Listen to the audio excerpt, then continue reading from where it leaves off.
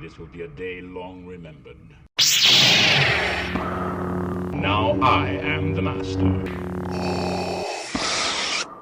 Welcome to another episode of Legends and Theories. And welcome to my video taking a look at if the Scooby Doo Mystery Incorporated villains would have gotten away with it. This is only going to be looking at characters that didn't have plans that tied directly into the Curse of Crystal Cove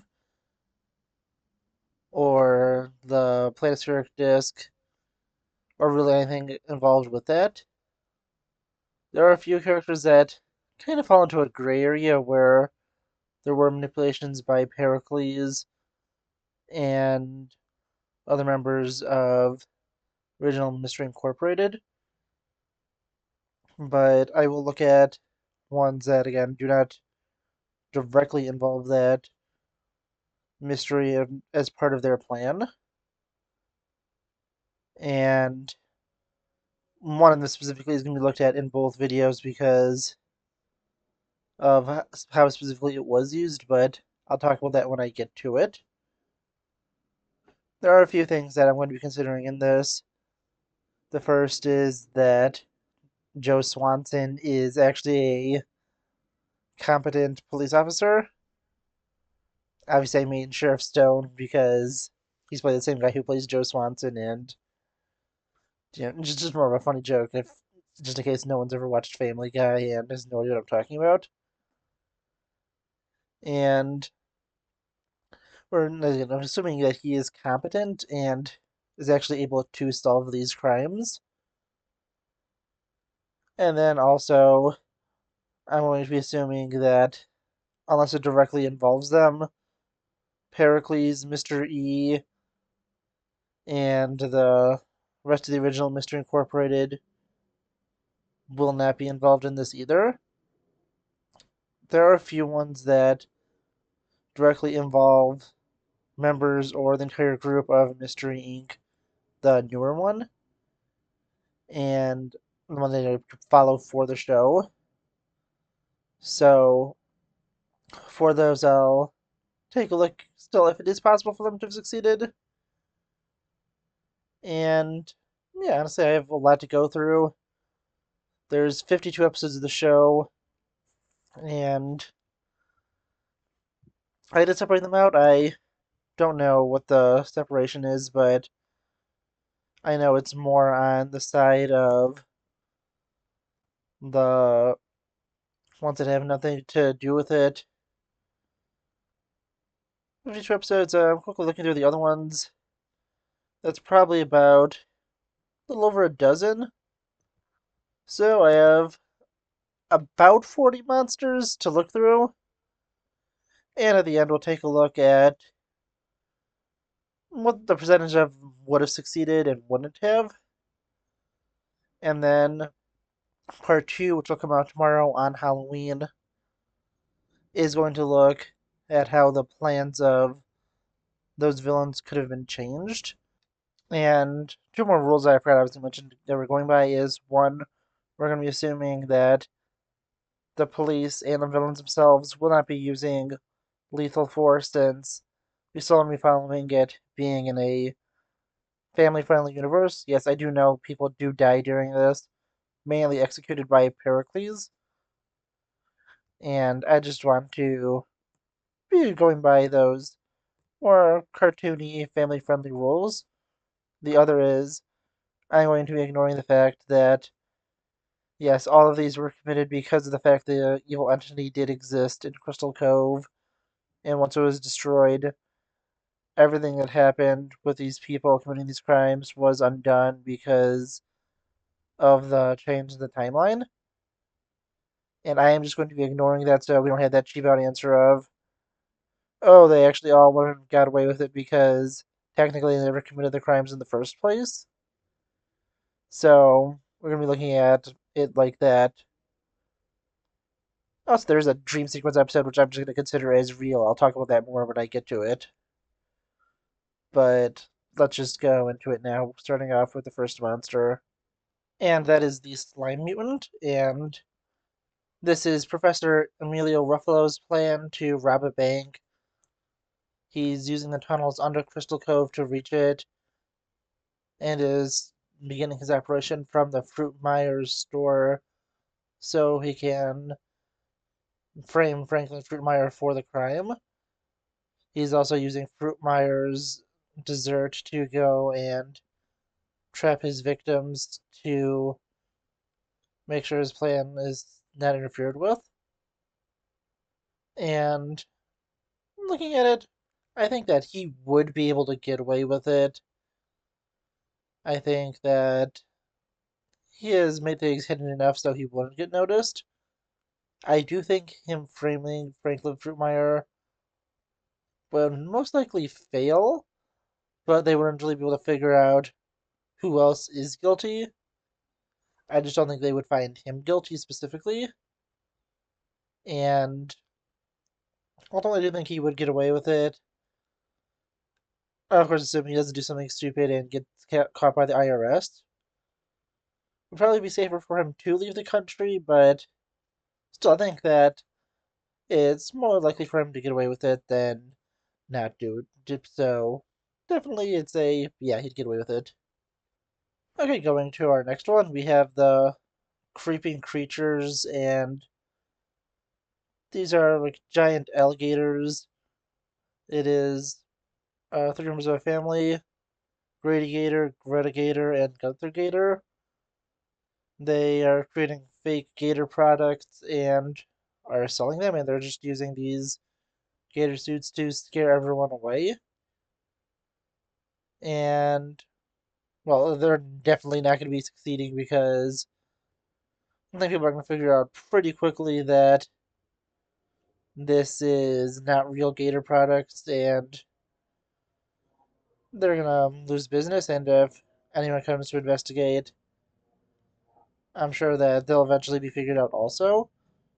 There's just really no way for this plan to work out because just scaring people away from the source of it isn't going to change the fact that people will pretty easily be able to figure out that this isn't real gator products, and that's going to just lead to their downfall one way or the other.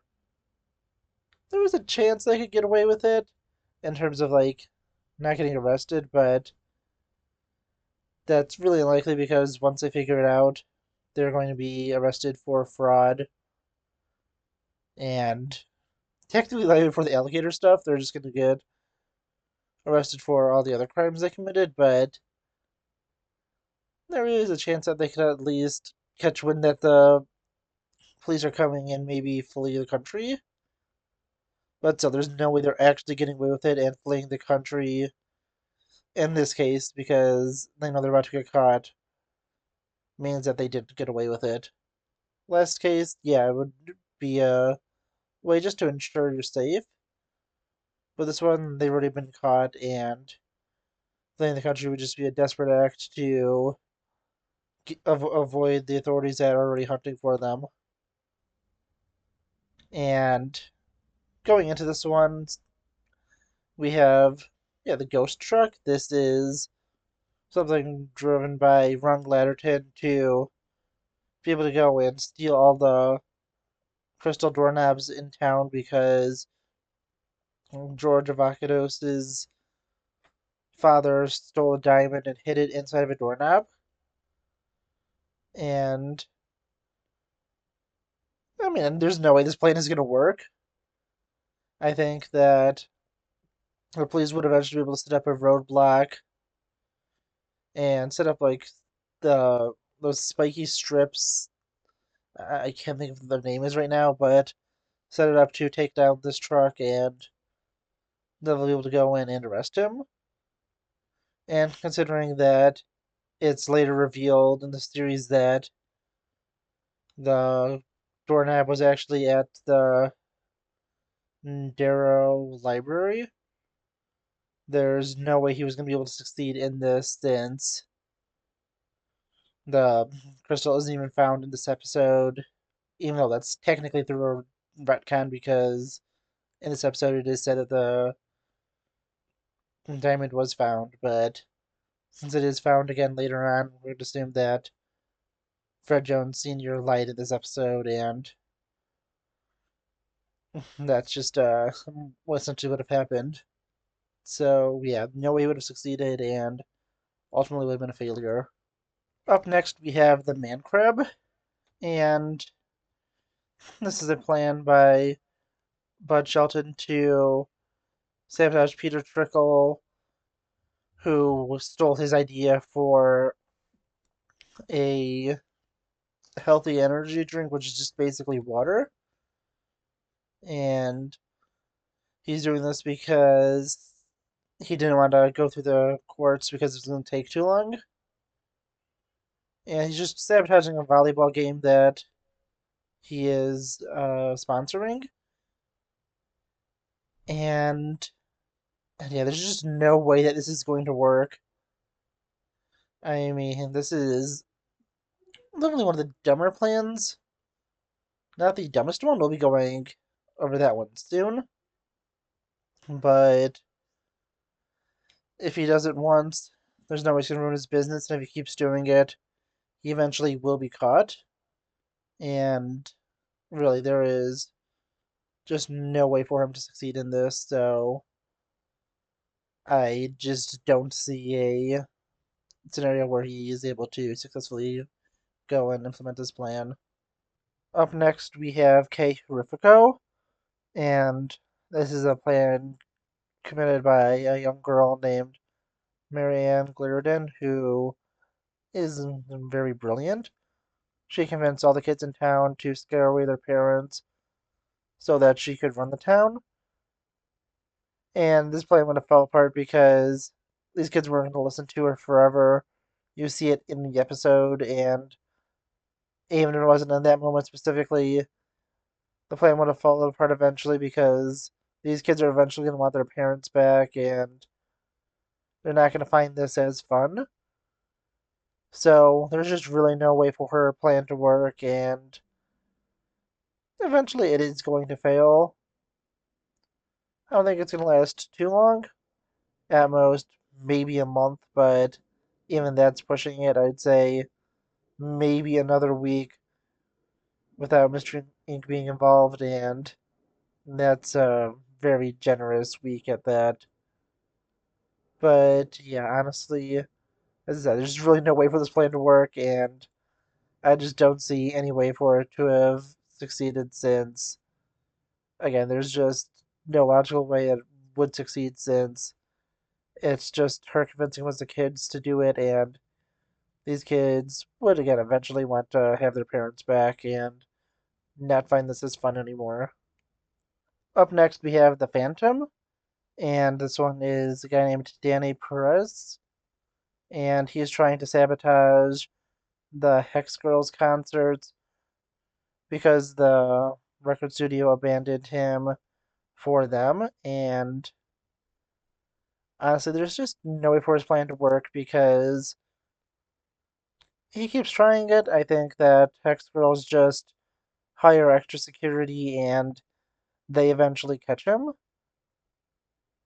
If not, even if he does sabotage them through this specific production studio, that they will probably find another one, and it would be them abandoning the studio, abandoning the Hex Girls instead of them abandoning the studio, and that would be breaking their contract, so they'll be able to sign up with another one, and it's unlikely he'd be able to go to do that. And even if he did, he just wanted to get revenge against them because of the studio, and not because he had any problems with them specifically.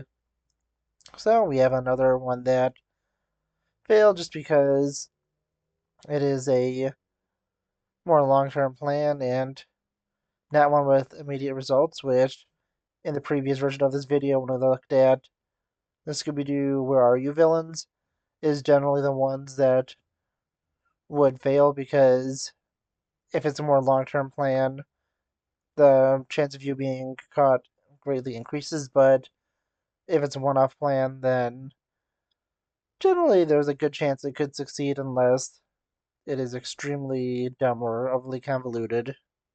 Now we have the Gnome, and this is a guy named Gil Littlefoot who is attacking the guests at the Renaissance Fair that's run by his wife. and he wants to frame her for these attacks on people who are just as pirates because she's very open about her hatred of them and plants evidence that it is her. So he is able to take all of her money.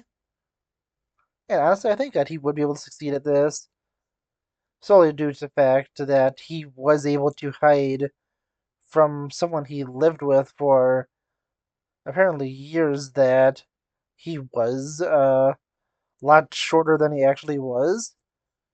I mean, if you're able to pull off a deception against your wife like that for years, I think that it is almost certainly the case that he would be able to pull this scheme off and he wouldn't have been caught by the police and would have had her arrested and taken all of her money. So, yeah, honestly, I think this is one where it's a very easy one, even though it is kind of breaking the rules I was talking about earlier. It is a more limited time one, but still is a very frequent series of attacks, so yeah, I still think it is a successful one because of just how good he is at creating deceptions and making sure that not even his wife, who he'd probably be, in bed with, have never suspected that he was smaller, and I have no idea how he was even able to pull that off, but it still is very impressive. Up next, we have the Humungonauts, and this is two brothers, Max Miner and Jax Miner. They dress up as these Humungonauts to go and destroy the businesses each other have insured because they hate each other and want to ruin each other's insurance business. And I mean, there is absolutely no way that this plan is ever going to work in the long term. And I mean, technically, in a way, because they want to destroy each other's businesses, and if they fail to destroy each other's businesses and get caught, I mean, they've just succeeded in destroying the other's business, but they're basically in this kind of like lose-lose situation where they know the other person is guilty, but they can't go to turn this person in because the other brother will go and sabotage them and tell the police that, oh, actually, it's my brother, and they have evidence of that.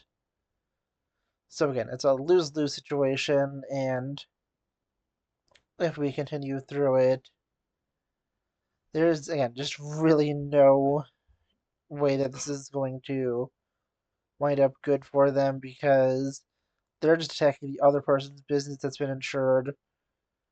And since we're pretending that the police are actually competent in this universe, unlike the actual show, then they're easily going to be able to figure out the connection between these attacks is the businesses all have been insured by one of the two brothers and would be able to set a trap and just capture them and figure it out. So, I mean, technically, in a way, they have succeeded in destroying the other's business, but that's by being arrested, and both of them are basically in trouble and doomed because if one of them gets captured, then now the other one is the other Humungonaut, so they could go and to get a reduced prison sentence, go and rat out the other brother, so they're going down with them. So yeah, really, there's no way for this to go well for either of them. So it's just pretty funny to think about. But yeah, it's a lost cause either way. No chance of this ever succeeding. Up next, we have the Fright Hound, and this is a special circumstance because this is one that is directed at Mystery Inc. directly and isn't involved with the main plot. So looking at it, it is a woman named Mrs. Wyatt. She's trying to frame Scooby Doo because she wants her son to be able to be with Velma, and through this, Velma goes and accuses her son of being the one behind the attack. And when that breaks her son's heart, she decides to go and take out all of Mystery Inc. And I mean, there's absolutely no way that she would have been able to succeed, even if we look past Mystery Inc.'s plot armor. She is just having no chance against them because they are experts at capturing monsters and creatures like this, so they will be able to go and easily beat her as they did in the episode and use that to be able to free Scooby Doo, and it actually be made even easier in the situation since the police would be a lot more competent and they would be able to go and have an even easier time than they did in this episode going and capturing her. Up next, we have the vampire, and this is going to be a very funny one in terms of its answer because we have a character named Sheila. I'm not even going to attempt to pronounce the last name on this one. And she dresses as a vampire to steal all the ingredients to an eternal youth potion she found in a magazine. And yes, she is going to get away with the crime of stealing all these different items, even though, I mean, her plan is just exceptionally stupid. She could have bought like nearly all of these items besides the final one, which was a diamond she would have had to steal, and that would have given her absolutely no tie to this crime at all, since no one really known her connection to it. And then just to make things so much dumber, this is basically a prank from a magazine. So, well, yeah, she succeeds in stealing all this stuff. Her ultimate goal is a failure because, I mean, she's just an idiot, and there's no way for this to work. So, and it's one of the funniest twists of fate that she goes and succeeds in her evil plan, and she gets absolutely nothing from it besides the fear that she may one day be caught for committing this crime for absolutely no reason, and that is just genuinely hilarious. Up next, we have Char Gar Gothakon, the beast that has no name, and this is a crime committed by a kid named Howard Roberts, who's using his favorite fictional character from the author H.P. Hatecraft, being Char Gar Gothakon, to terrorize and attack anyone that criticizes Hatecraft. Very obvious parody of H.P. Lovecraft, and you'll see a few more people like this throughout the rest of the video today and tomorrow.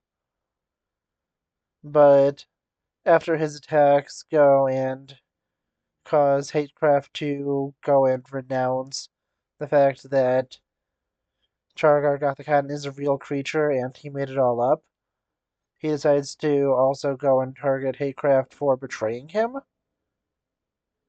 And there's just no way this guy's gonna be able to succeed because this guy is clearly unstable. He attacks really anyone that gets on his bad side, and he's eventually going to fail and eventually get caught, and the people he has kidnapped will eventually manage to escape even if he isn't caught. So, yeah, there's just really no way for him to manage to get away with this. So,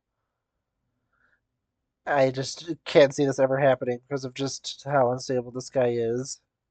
Up next, we have the Cicada Creature, and this is a woman named Grandma Moonbeam. She is attacking Destroido and its employees for just how devastating its products are.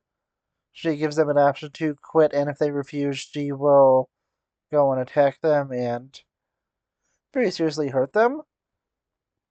And if this is the case, and we don't have Mystery Inc. going to take her down, this is one where Mr. E would make sure that she is dealt with. It's very clear he doesn't mind killing people and getting rid of people that are problems as long as he doesn't have a personal connection to them like he does with Cassidy, but that's going to be something I'm talking about tomorrow. And just going through this, yeah, there's just no way that this plan would work for her, and that's all due to the fact that, again, there is no way that Mystery would just allow her to get away with this and would have her taken out to make sure that him and his plans are not interfered with someone like her. Up next, we have Lord Infernicus, and this is Jonathan Wellington Muddlemore wants to get rid of his main humans and cat and the ones for the rest of the people he calls sidekicks. And wants to team up with them to become mystery solvers, with him in his role as the Funky Phantom in the leading role of that group. And he also has sent everyone that he has kidnapped to Africa to become mystery solvers there since they have a lack of them. And yes, I know that this episode is a dream that Scooby Doo has of a bunch of classic Hanna-Barbera characters and the guy who is the judge of the competition being Infernicus slash Wellington slash Funky Phantom. So I do know that this is a dream, but for the fun of it, I will be looking at it. It will not count towards the final total because, again, it is a dream, but I don't want to take a look. If this actually happened, would this plan have actually succeeded? And I'd say no because he kidnapped everyone and sent them to Africa. I mean, they could just very easily find a way to call back to the US and either be able to contact their parents or just go straight to a US embassy and tell them what happened and come back. And once they're there, they should easily be able to figure out what has happened. And even if they don't, there's no way that all the characters that are quote unquote sidekicks, even though they're generally like the main characters or major characters of the series that they start in independently, since these are all characters from different Hanna-Barbera properties. That, I mean, they would just very easily be able to say no to him, and when everyone else returns, they join up back with them. Okay, now we're going with the Shadowy Orc, and this is a person who works for a video game company. Can I believe his name was Wyatt? I actually forgot to put that in my notes for this, but I think it's just better to go and directly quote what his plan is in the episode, because I mean that's going to explain everything. And that is, I made a wild brood costume of my own. At that point, all I had to do was steal a rocket launcher, grab someone to hack the computer to divert the train, reroute said train, board the train from a moving motorcycle, defeat the train security system, blow up the bridge the train was on, which would cause the Swordfish Council to be destroyed in a massive train wreck, ruining your careers and hopefully giving rise to mine in the process. Simple. And, I mean, I'm just going to directly quote again the episode to say if this would work or not. And that is overkill, huh? Well, it might have worked if it wasn't for you meddling kids, am I right? Everyone in unison says, no. Then Velma says, don't think so, and Shaggy's like, no, not really. And yeah, this is such a stupidly overly complicated plan for a guy that doesn't have good computer skills to destroy a console that the people who created it would very clearly have a lot of backups of information on, and even if he successfully managed to destroy all that, again, he's not a good programmer, he's not a good hacker, proven by the fact that he couldn't divert the train on his own, so ultimately he wouldn't be able to create a successful replacement to this game console, and his plan just never had any chance of working at all. So yeah, I just mainly quoted that episode for one of the funniest endings to the show because everyone's like, yeah, this plan is terrible. There's no way it would have ever succeeded, which is what makes it so great. Up next, we have Aphrodite, and this is going to be part one of this because she is the villain I mentioned earlier that also ties in to the main mystery in a way, and I'll explain that more as I go through this, but I will be discussing part of her plan, or at least this episode specifically, in the next part of the video. So, in it, we have Amanda Smythe. She's using a love potion provided by Professor Pericles to control the entire town into making her their queen because of how she was humiliated in high school at prom.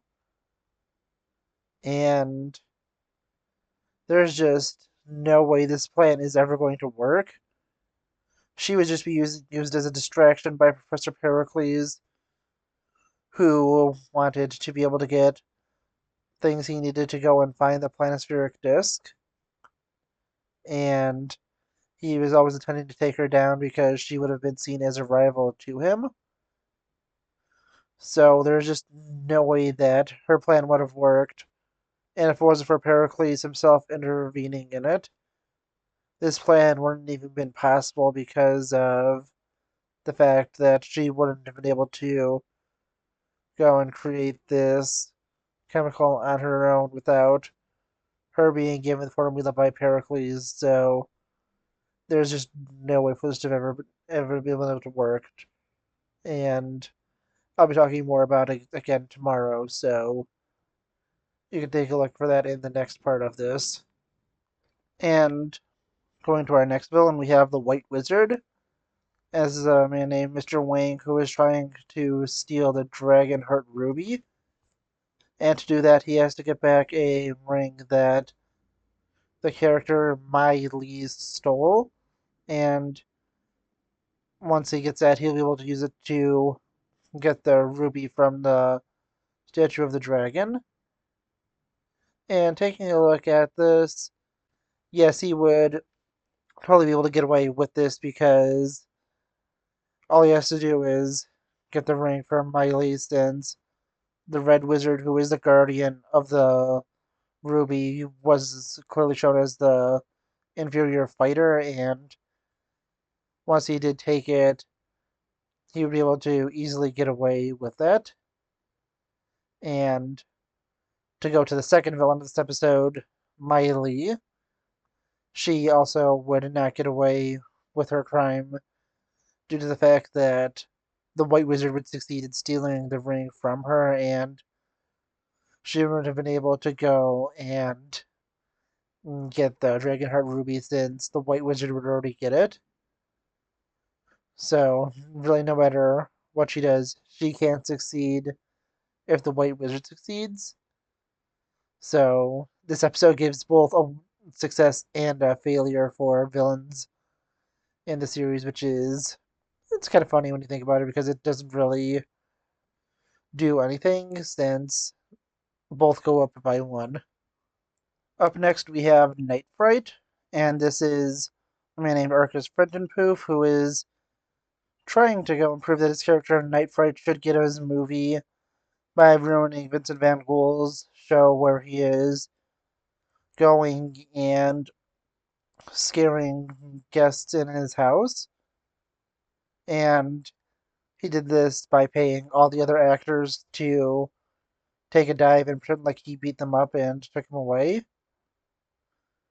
And honestly, I think he would get away with this because he really didn't do anything too illegal. All the more major stuff he would have done is stuff that he paid people to fake. So you remove all the stuff of assault and any type of attempted murder charges. At worst, if he does get caught, he's getting charged with trespassing and harassment. And honestly, I don't think he gets too long of a prison sentence for that. He says something about like 25 years in the episode.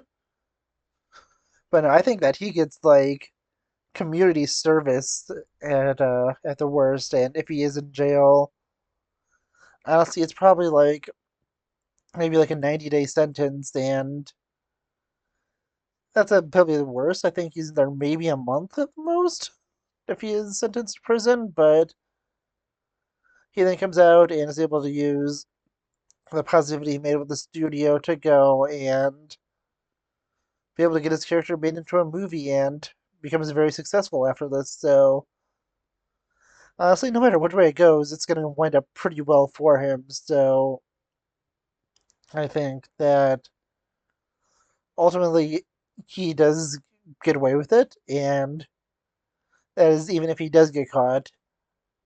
If they literally changed like one line about him paying off the actors, then that could change things. But since all the actors were paid to act like they were attacked and not actually were attacked, he is very easily able to get off of some of the more major charges that could have been pushed against him.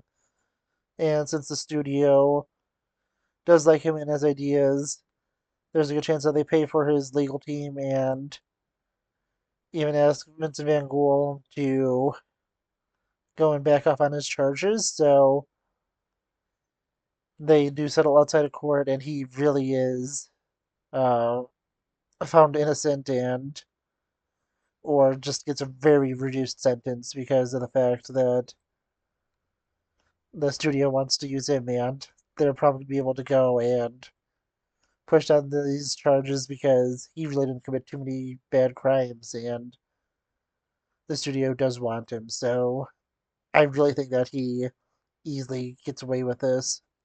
And now going on to the next one, being the fish breaks. Before I do it, I'd say I'm really glad that people voted for this to be in two parts because, well, I'm just finishing up the third page of the script. There's 2.5 more pages of it, looking at everything, and well, that was going to be a lot longer because it's already at 37 minutes. So for this one, we have Ernesto and his group of activists have kidnapped various workers to work on an oil platform to drill oil for them for their protests. And I mean, there's just no way this plan is going to work. Amy Cavanaugh, the husband of one of the people they kidnapped, was already onto them, and she used Mr. Ink to be able to take him down because she knew that they would believe her. And she just had to find a more convincing way to get the police to go and rescue her husband. But ultimately, I do think that she would find a way for this to happen, and that Ernesto and his protester activist friends would be arrested and be sent to prison for their crimes. Up next, we have the Manticore, and this is the character named Marcy, better known as Hot Dog Water. And she wants to force her father to close down his amusement park so she can melt down the metal in it to create a super helium so that she could sell and become rich. And she was totally going to get away with this. She was basically already done getting away with it when Mystery Inc. came in and begged to get a chance to stop the Manticore. And she doesn't even get that long of a prison sentence. She's not even in prison for, I think, I don't even think she's in prison for like a few episodes. I think she's out before the end of the season. Maybe it's a little after, but maybe it's start of next season, but that's still not too long of a gap. And yeah, she just easily gets away with this because she basically already succeeded, and she's gonna make both her and her father's lives better. So ultimately, it is not too bad of a thing, and she would easily get away with it, especially a good thing for her considering what happens to her later in the show. But that's all we talked about in the next part of the video because that's irrelevant to the stuff going on right now because that ties into the larger mystery. Up next, we have the Headless Horror, And this is Marion Spartan who wants to scare her husband into giving up his adventuring lifestyle and settling down with her. And this is one of the rare ones where this is the person who got away with it in the episode, and they would have got away with it if they didn't, because this was just her trying to go and make her husband live a normal life, and because he loves her, he did that. In the episode, even when she's caught, he doesn't want to press charges, so really there's nothing stopping her, and she even convinced him to do it before the kids came in again and intervened, so she totally gets away with it, and even if her husband figures it out, he loves her and would still respect her and wouldn't even turn her in and just let it go because he knows that she was doing it because she had his best interests at heart. Up next, we have the final villain of Season 1. That isn't part of the central mystery, and that is the Ghost of Dead Justice. And this is just a guy named Deputy Bucky. He's trying to take Sheriff Stone's job because he is not good enough himself to become a sheriff, and sees the only way to do it is to overtake his job by becoming Dead Justice and seeming like a better sheriff than him. And he is totally not going to get away with this. If he wasn't good enough to actually become sheriff, he was eventually going to mess up. Also, since we're considering that Stone is actually competent in this for this video to work, then I don't think the mayor would fully want to get rid of him. And even if he did, I think Stone will still be bright enough to figure it out, and Bucky would be reckless enough to go and get caught. So he is totally not getting away with this, and will get caught. And I mean that totally makes sense because he was not able to be skilled enough to get that job, and just because he's impersonating someone who died, he is eventually going to mess up eventually.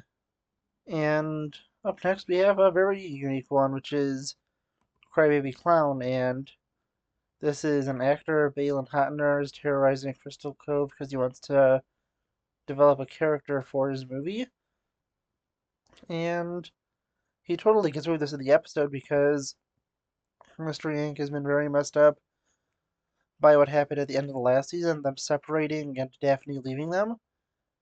And Fred believing Daphne will return is basing his plan on that, and he manages to get away in this episode. So if they weren't involved, nothing would change.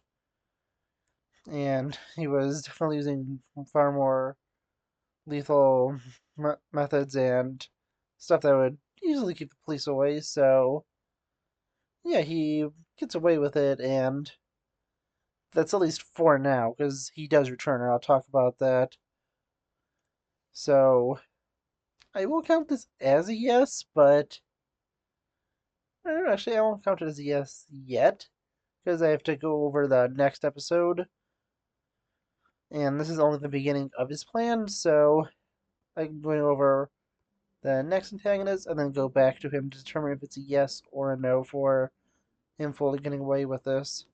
Up next, we have the Baba Yaga, and John Wick was once the greatest hitman in the world, but after he retired, he managed to cross a mob boss's son after refusing to sell him his car. And then he broke in, stole his car, and killed his dog. Wick, wanting revenge, went on a killing spree, taking out the entire criminal organization, which put him on the enemy list of another person who he owed a favor to. After he went and killed someone for him to resolve that debt, he went to get revenge on him. Killing him, he got excommunicated from the criminal organization, and through that, he went on a killing spree until he nearly managed to gain his freedom, but not willing to kill his friend Kane and have his family be killed also. He allowed himself to be defeated in the duel with Kane, dying, and There's no way John could have got away with all this because he's too good of a person to have allowed Kane's family to be taken out. And of course, I am kidding. I just had to make the joke of Baba Yaga and John Wick. Totally felt obliged to. Now let's go over the actual Baba Yaga that showed up in the show. And that is Curator Vronsky. Hopefully I said that correctly. And he's using the Baba Yaga house to hide the fact that he is smuggling Fabergé eggs into the US to become rich and be able to live there as a rich American. And, well, he's going to fail because of three little letters IRS. And they're going to figure out what's going on because he's going to show up out of nowhere with a bunch of money and be like the guy's that bright enough to be able to hide that. Then we will also have the chance of his assistant escaping and telling everyone what he's doing and what's going on. So, yeah, no matter which way this goes, he is not going to be having a great time. But, yeah, honestly, it's going to be, uh, not good for him, and he will be going to prison. Returning to Crybabay Clown, we have Balin Hotner now going and kidnapping the perfect team for him to be an actor, including Daphne as a perfect girlfriend and a publicist, a person for hairstyling, and a few other people. I didn't list all of them. It was mainly just this plan that was just never going to work because he was going to be caught eventually for this because he kidnaps them, and there's no way that the people, because he clearly wanted to be very public, would not go and reveal that they were kidnapped by him. And if he was keeping them hidden, they would eventually find some way to escape, especially since Daphne is with them and she's a very resourceful person. So I think one way or another they escape and expose who he is, and he gets arrested and goes to prison. Now going to the Dreamweaver, and I do apologize for the length. I did not think it was going to be this long. I'm already at like 47 minutes, and honestly, it's I'm too deep in now to split this into two parts. Well, three parts now because it's already being split into two parts. But with this one, we have Hobart, I think Feist, and he's, again, I don't remember pronunciations, but that's what I see, and I don't know, I just think I might have mispronounced it. When he wants to get revenge on his childhood friends for killing his character in CNC, and I totally can't figure out what that's supposed to be a reference to. But going back to the actual story, he's doing this by destroying what they care for most. He also goes and destroys his bank to make sure that he isn't blamed for it.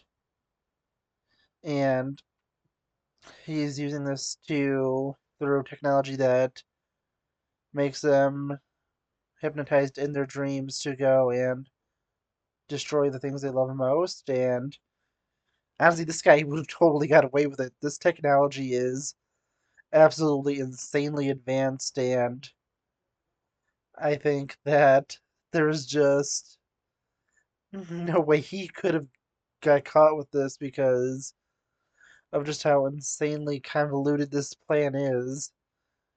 And the fact that the only way they were able to tell this was off was because they realized that the character was left-handed and he wasn't in this campaign that they made in this game. So there's just absolutely no reason I think Sheriff Stoneman figured that out on his own, even if he is more competent, because it's such a random and obscure detail that it really wouldn't be realized by him, and it's just far too far too convoluted to know this technology would exist, and I mean, it's just absolutely insane. It's that no way that he would get caught because the only way they could catch him was literally to figure out who it was, what he was doing, and then use the technology to force him to confess.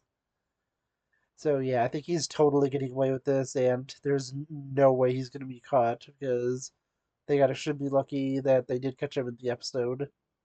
Up next, we have the Hodag of Horror, and we have Ned Buster, who trained his pet monkey Roberto to steal for him using bells, and he dressed him up as the Hodag of Horror to get the 500-year-old cheese, since that was the most easy way to get him into the place that it was, since he stole the Hodag of Horror suit from them.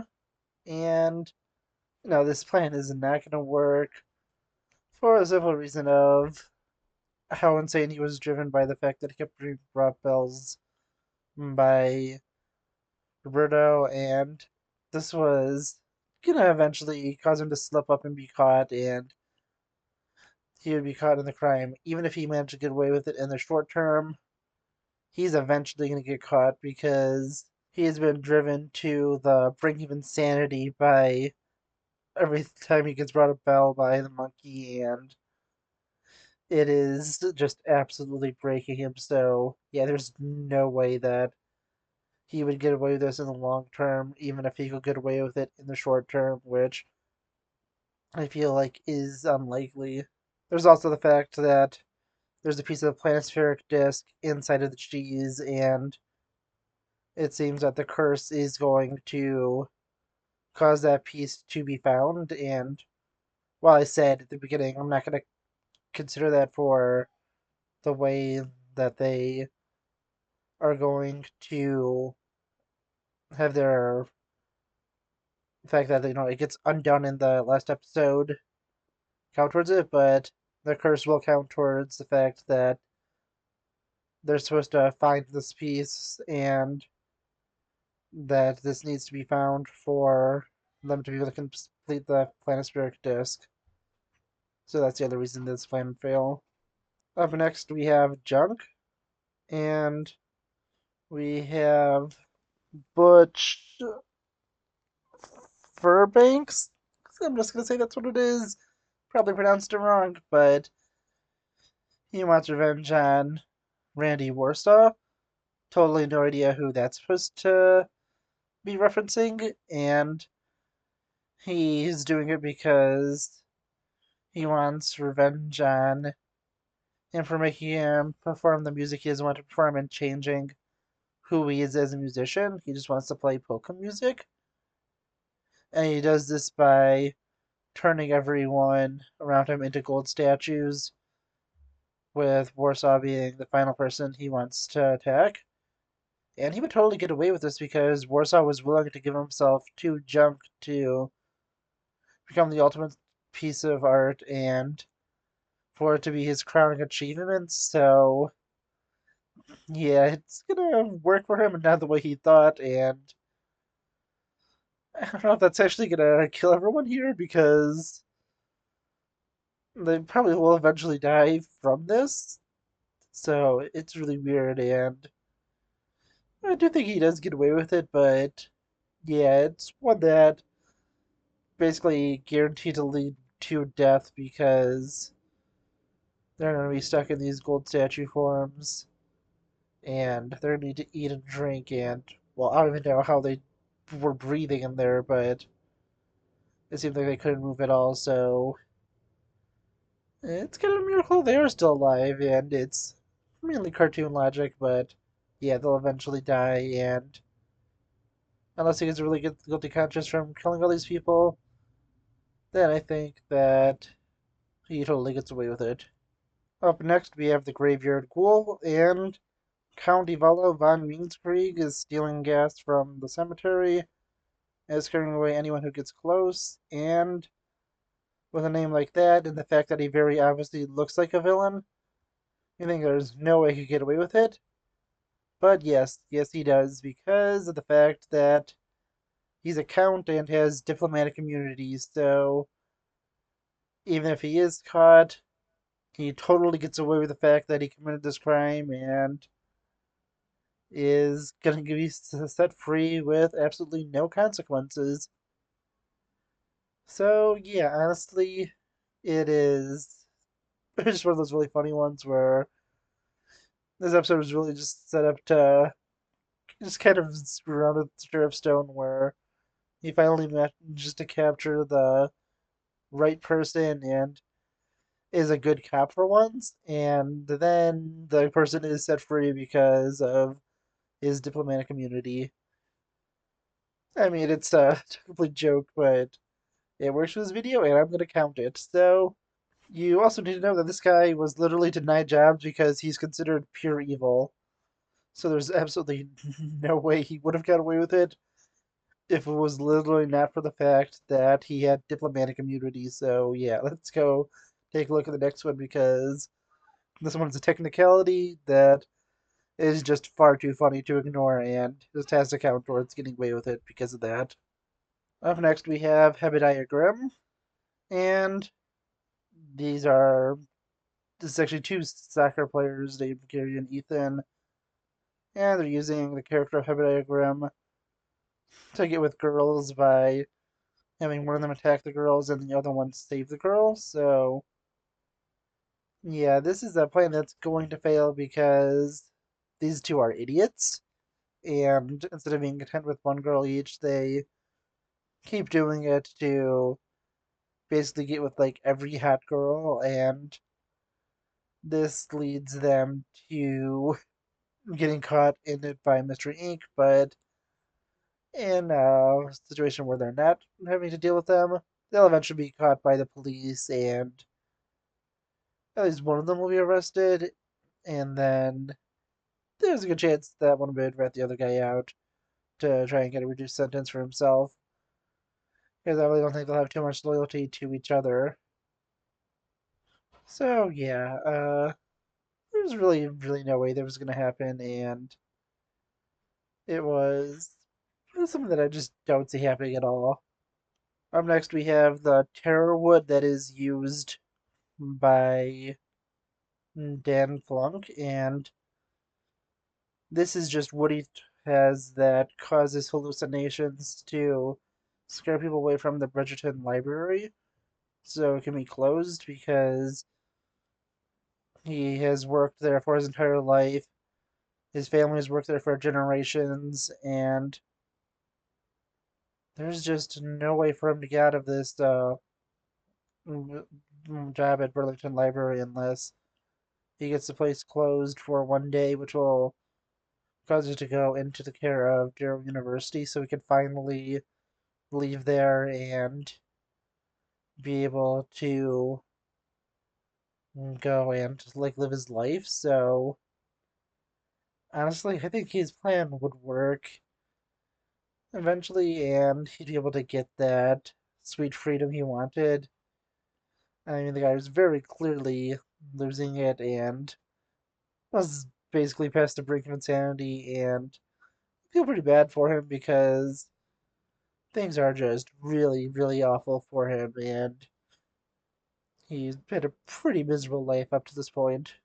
Now, finally, into the final 8 villains for this, and yeah, it's the lot. We have the Scarebear, and this is probably the most tragic story of all of them because this is a man who takes the name of Benson Furman, and his last name was like Harrington or something like that.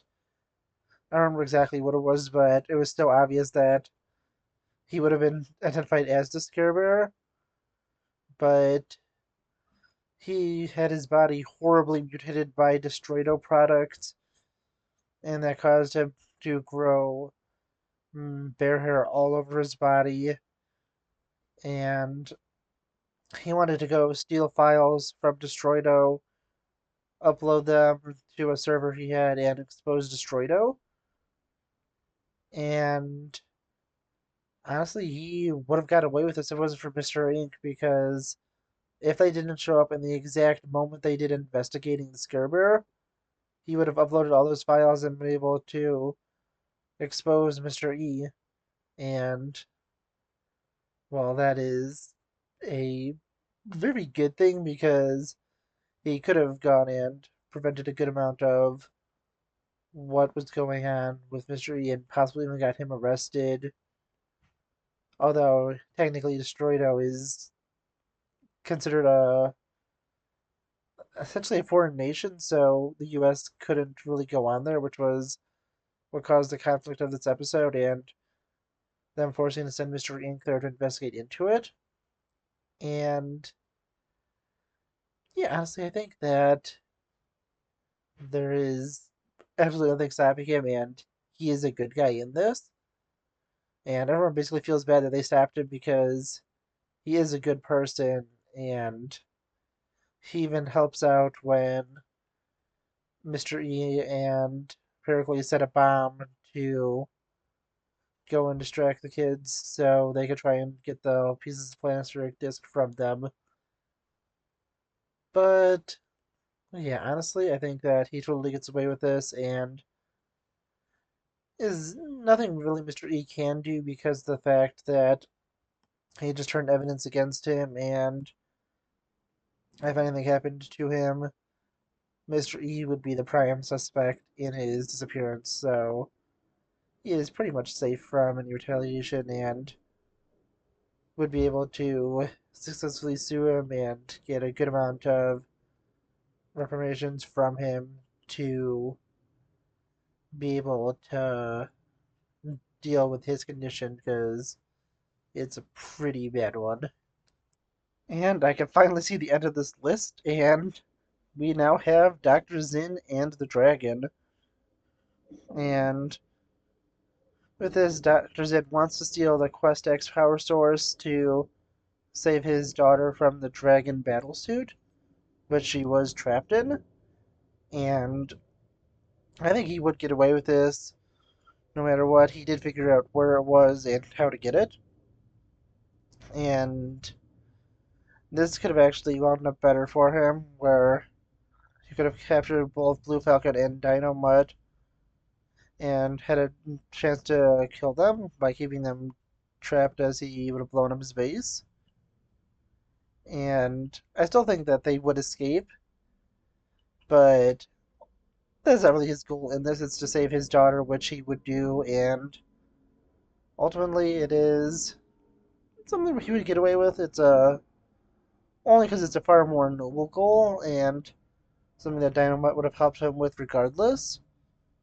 Once he learned what the issue was, and I do think that he would try to take out Blue Falcon and Dynamite still, but I think he still would fail and basically be in the same point that he was at the end of the episode where he does escape and Blue Falcon and Dynamite are still tracking him down.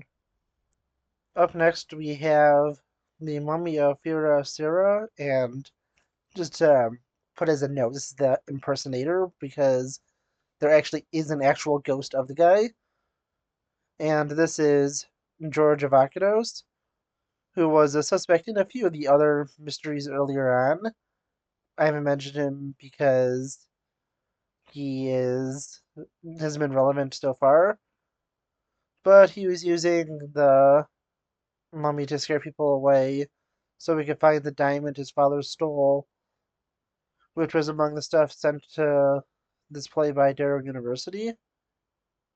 And yeah, honestly, I think that he would get away with it due to the fact that there was an actual ghost haunting people and wanting this play not to go on, and it gave him a completely solid alibi where this ghost showed up as he was seen by other people. So if he does manage to find the diamond, I do think that he either will be able to keep it or will be given a large reward for its safe return, and that will give him the ability to go and actually have made enough money to sustain his life. And yeah, honestly, I think that he totally gets away with it, and that's only due to the fact that there is an actual ghost, and that is could give him a completely solid alibi since he was seen at the exact same time as that ghost, and there's no way anyone could suspect that it was him due to that. Up next, we have three aliens: the gray alien, the Reptoid, and the Nordic alien.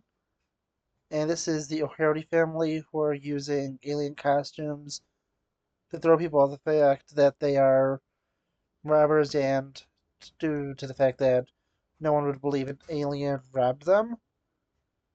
And, well, I think his plan will fail because they eventually will get caught, and they'll be caught stealing something and be arrested and be figured out to be fake aliens. I mean, one of their disguises literally just looks like someone with glasses on, so yeah, it's one kind of lazy thing, and I think that they easily get caught, and there's no way they get away with this. Getting into the final four, we have the zombies of Rude Boy and the Ska-Tastics. And this is just the band Rude Boy and the Ska-Tastics. We're using hypnotic music to control Crystal Cove and eventually more people just to sell their music. And well, one, I don't get how it's going to work if they turn everyone into dancing zombies that don't have the capability of doing anything. And also, I think a band like the Hex Girls or another group is going to be able to defeat them with a song, even though the Hex Girls were doing poorly until Shaggy and Scooby helped them. I think that they would be able to retreat and team up with another band, since it seems that musicians are also immune to this, since there's nothing happening to them to cause them to be transformed into a zombie.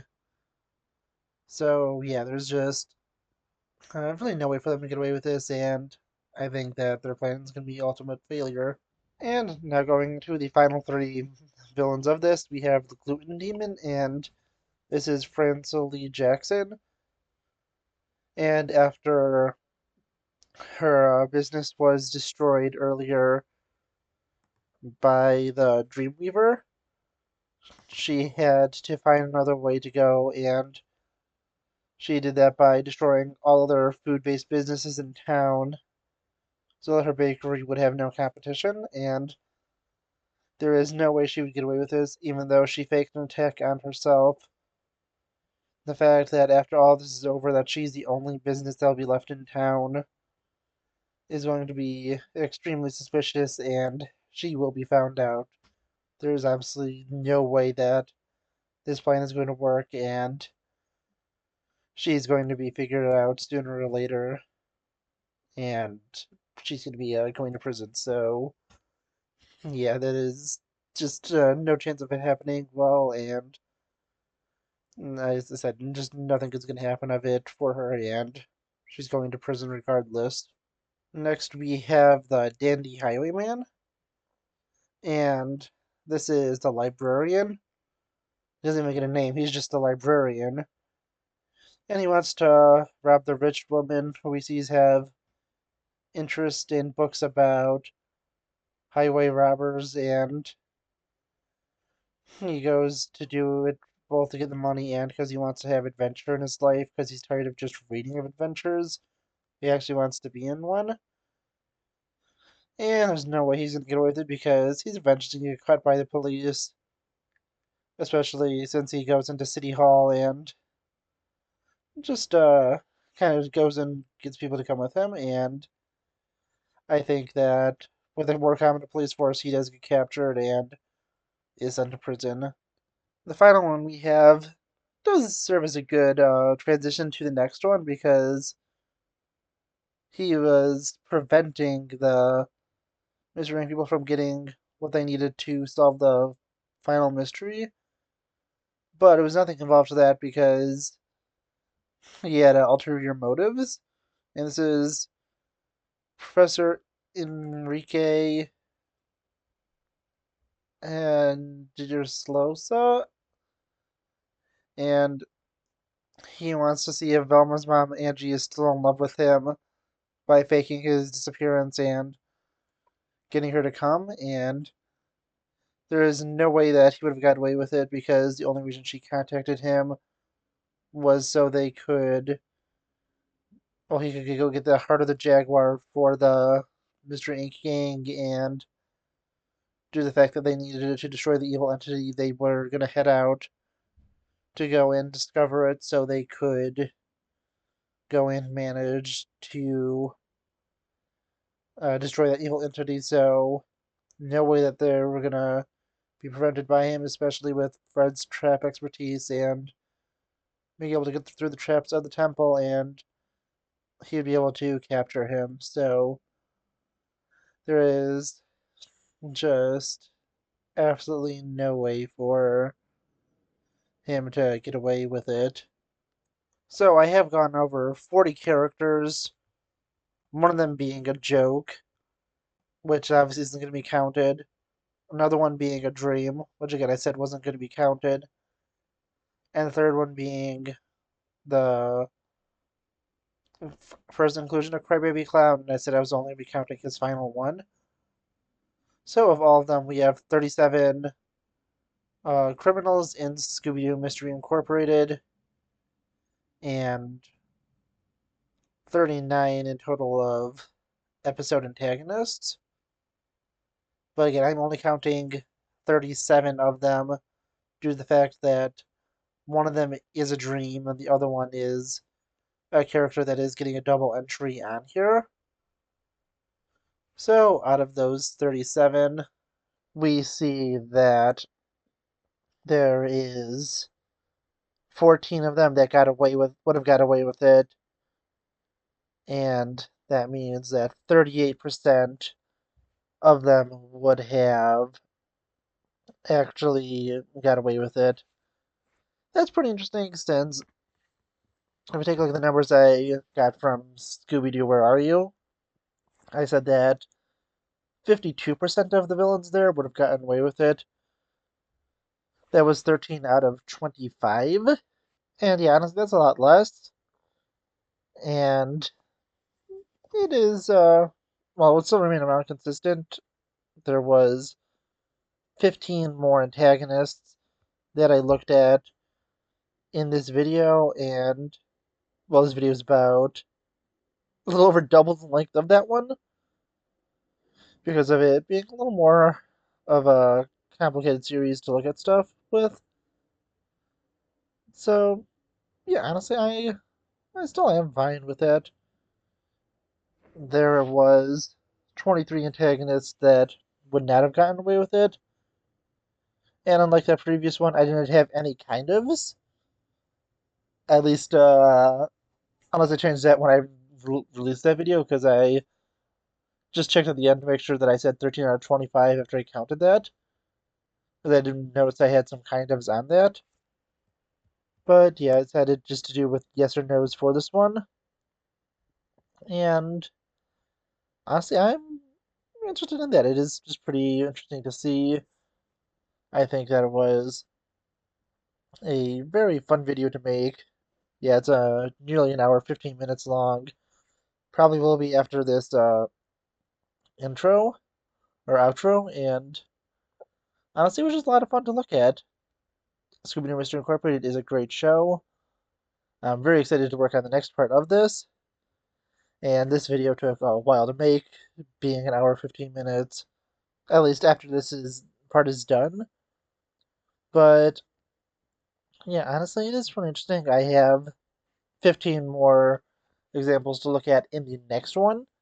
And I'll take a look at how that does change the results. Well, most of those, I'm saying how they could have changed their plans. So I really won't be looking at that specifically. But looking through them, a good amount of them did involve the villain succeeding. So at the start of that video, or at the end of that video, I'll take a look at those numbers also for the ones that did succeed in those episodes and to see how it changes those numbers for a final look at it. But again, tomorrow's video, we'll be looking at how the villains could have changed their plans to succeed in those episodes. So, yeah, honestly, really enjoyed this. I hope you enjoyed it too. Please let me know what you think. and I'll see you in the next episode of Legends and Theories. Thank you for watching this episode of Legends and Theories. Please subscribe, like the video, share the video, leave a comment, check out the video on screen, and may the Force be with you.